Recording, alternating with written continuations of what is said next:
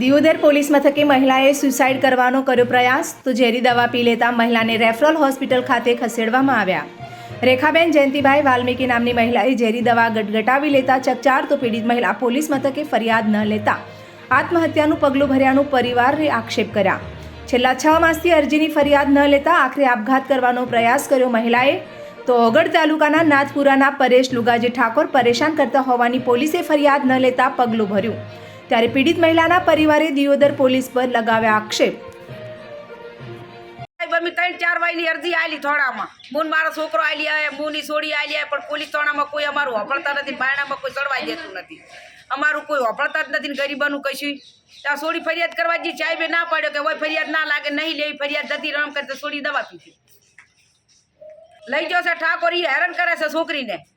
3-4 મહિનો લઈ ગયો ને હવે લઈ જઈને મારે છે ને બહુ હેરાન કરે છે છોડી તો કોઈ આરો નથી રહ્યો। હવે અમે જેમ કે અમકનથી 3-4 મહિને જતી રહી હવે અમે શું કરા કહો અને એ જતી રહી ઠાકોર લઈ જતો રહ્યો એ હવે હેરાન બહુ કરે છે એને ચાય ખટારો નથી છોકરામાં નથી એનો ઘરવાળો મરી ગયો છે છોકરા 4 છે એને તો હવે શું કરવાનું કહો મને હા સડે છે એટલે હું છોકરાને કહું છું છોકરાને આમ બાજુ